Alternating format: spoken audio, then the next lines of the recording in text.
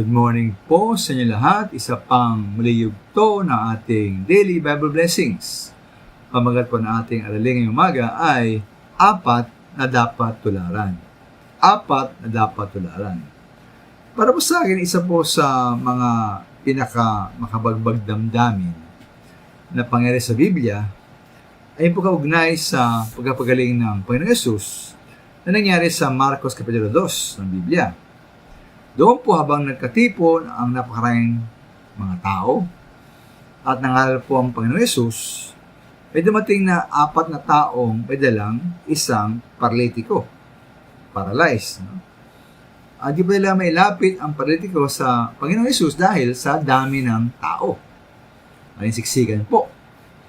Kapag ginawa nila, kailan binakbak ang bubong sa tapat ng Panginoon at ibinaba sa kanya ang paralitikong nakaratay sa higaan. Ito po nakita ng Panginoon gano'ng kalaki ang panampalataya ng apat na tao. Ano po resulta?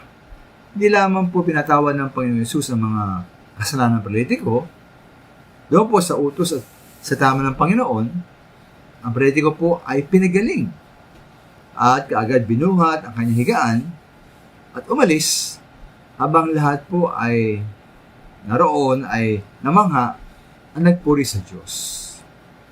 Tunay pong kahanga minamahal, no? Ang dapat tularan ang panampalataya ng apat na taong dala ng paralitiko sa ating Panginoon Yesus. Ay nga sa Biblia, nakita ng Panginoon kung gaano kalaki ang kanilang panampalataya.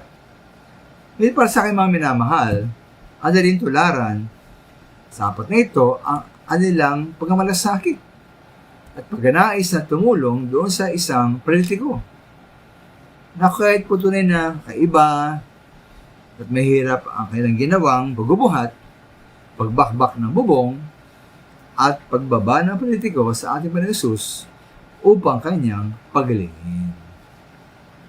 Kaya po nawa ating pong dalhin una ating mga panalangin sa Diyos, ang karamdaman, dalhin po natin, sa magitan natin mga panalangin sa Diyos, ang karamdaman at pangailangan po ng ibang mga tao. At nawa ay tayo magmalasakit na dalhin sila sa ating Panginoon Yesus upang sila po yung makaranas ng spiritual na kagalingan at sila po yung maligtas. Paano paraan? Ari ba iyain sila at dalhin sila sa ating pananambahan. Alis na po silang bigyan ng ebanghelyo at salita ng Diyos upang sila po ay maligtas. Salamat po.